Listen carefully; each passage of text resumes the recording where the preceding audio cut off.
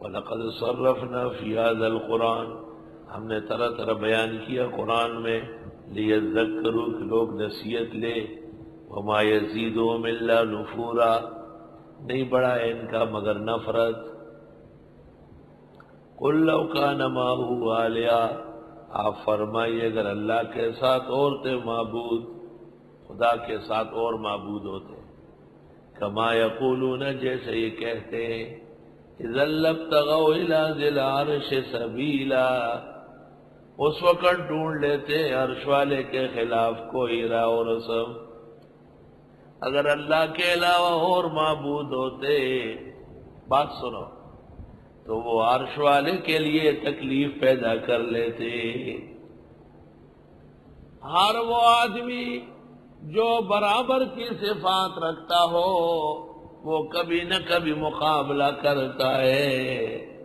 سعدیہ شیرازیہ پندے مدی بدذات را بدذات جو عاقل شود گردن زدن استاد را۔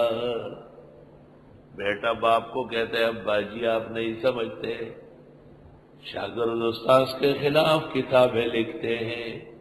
مولوی نقیب احمد نے مولانا پنجپیر کے خلاف کتاب لکھی، عبدالسلام نے مولانا پنجپیر کے خلاف کتاب لکھی، اور تحفۃ السجن میں غیر مقلدوں کو اہل حق کہا، اس کے نتیجے میں خود حق سے محروم ہوا۔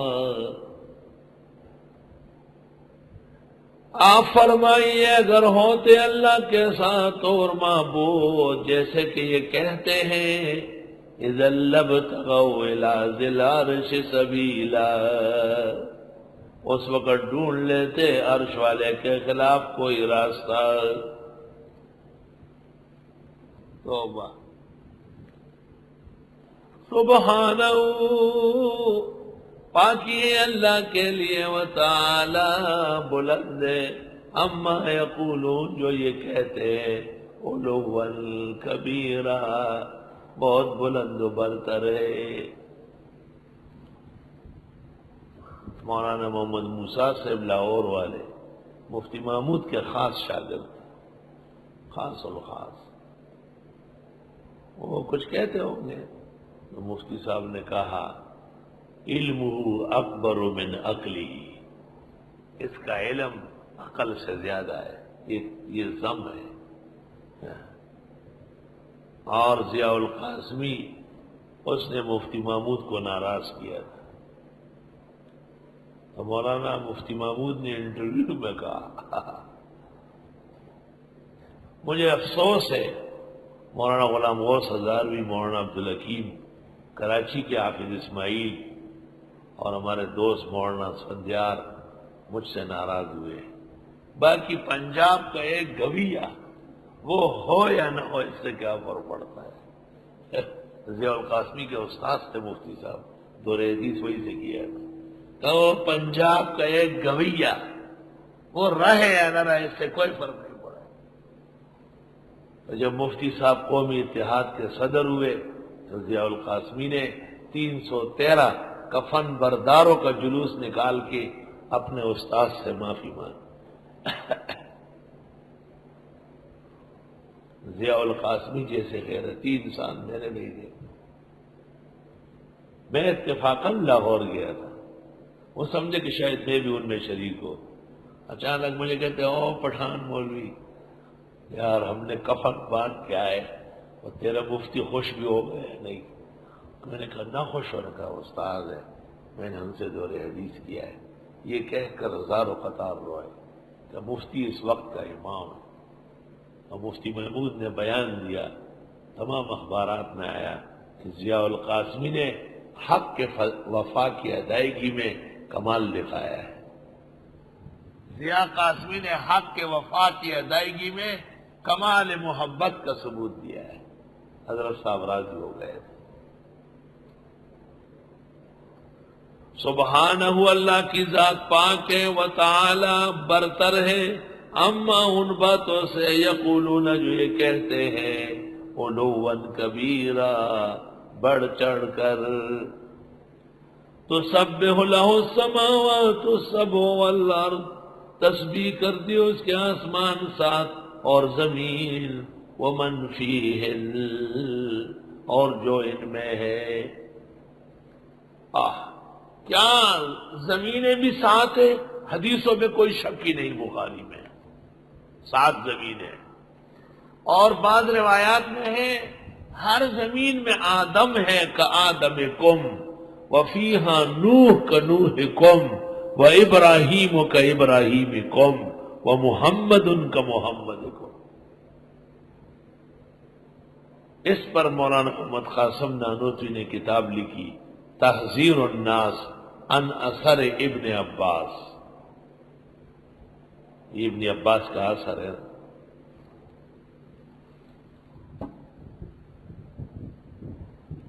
تحذیر الناس عن اثر ابن عباس، جس پر بدعتی نے بڑا واویلا کیا ہے۔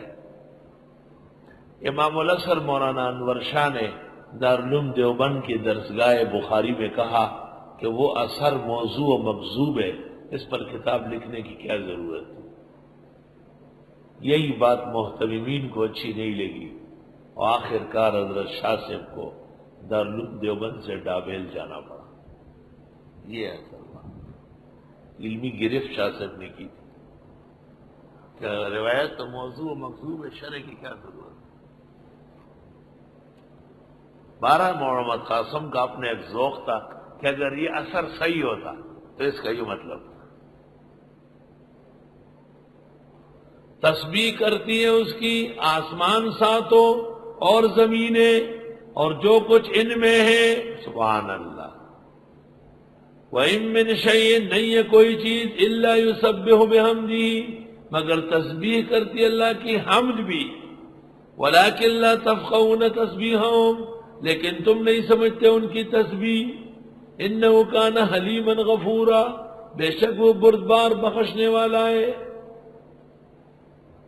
وَإِذَا قَرَأْتَ الْقُرْآنَ، اور جب آپ پڑھتے ہیں قرآن مجید، جَعَلْنَا بَيْنَكَ وَبَيْنَ الَّذِينَ، ہم کر دیتے ہیں آپ کے اور ان لوگوں کے درمیان، لا یؤمنون بالآخرہ، جو ایمان نہیں رکھتے آخرت پر، حجابا مستورا، پردہ پوشیدہ۔ قرآن مجید کے خلاف بعض لوگوں کے دل و دماغ میں پردے پڑے ہوئے ہیں۔ وَجَعَلْنَا عَلَىٰ قُلُوبِهِمْ أَكِنَّةً أَن يَفْقَهُوا، اور ہم کر دیتے ہیں ان کے دلوں پر پردے سمجھنے سے، وَفِي آذَانِهِمْ وَقْرًا، اور ان کے کانوں میں کوک ہے۔ وَإِذَا ذَكَرْتَ رَبَّكَ فِي الْقُرْآنِ وَحْدَهُ، اور جب آپ یاد کرتے ہیں رب کو قرآن میں اکیلے، وَلَّوْا عَلَىٰ أَدْبَارِهِمْ نُفُورًا، پلٹتے ہیں پیٹھوں پر نفرت کر کے۔ نَحْنُ أَعْلَمُ بِمَا يَسْتَمِعُونَ بِهِ، ہم جانتے ہیں جو یہ سنتے ہیں، اِذْ يَسْتَمِعُونَ إِلَيْكَ، جب کان لگا کے سنتے ہیں آپ کو، وَإِذْ هُمْ نَجْوَىٰ، اور جس وقت سرگوشیاں کرتے ہیں۔ کیا کہتے ہیں سرگوشی میں؟ اذ یقول الظالمون، جس وقت کہتے ہیں ظالم لوگ، ان تتبعون الا رجلا مسحورا، نہیں اتباع کرتے تم مگر ایک آدمی کی جس پر سحر ہوا ہے۔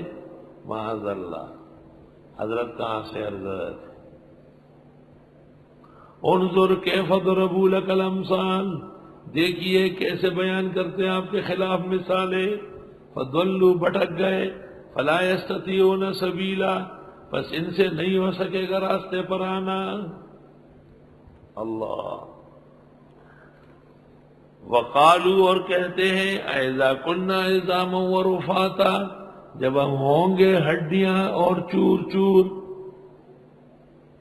انا لمبعوثون خلقا جدیدا، کیا ہم اٹھائے جائیں گے نئے سرے سے خلقت میں؟ قل كونوا حجارة او حدیدا، آپ فرمائیے ہو جاؤ پتھر یا لوہا، او خلقا مما یکبر فی صدورکم، یا اور کوئی خلقت جو بڑی لگتی ہو تمہارے دلوں میں۔ فسیقولون من یعیدنا، پسند قریب کہیں گے کون لٹائے گا ہمیں۔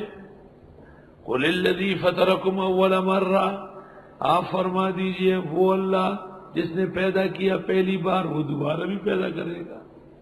فَسَيُنْغِضُونَ إِلَيْكَ رُءُوسَهُمْ، ان قریب ہلائیں گے آپ کے سامنے سر اپنے۔ وَيَقُولُونَ کہیں گے متى ہو، یہ کب ہوگا؟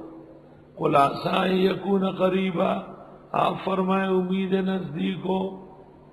یوم یدعوکم، جس دن وہ پکارے گا تمہیں، فَتَسْتَجِیبُونَ بِحَمْدِهِ، پس تم جواب دو گے حمد پڑھتے ہوئے، وَتَظُنُّونَ إِن لَّبِثْتُمْ إِلَّا قَلِيلًا، اور گمان کرو گے کہ نہیں ٹھہرے تھے مگر بہت تھوڑا۔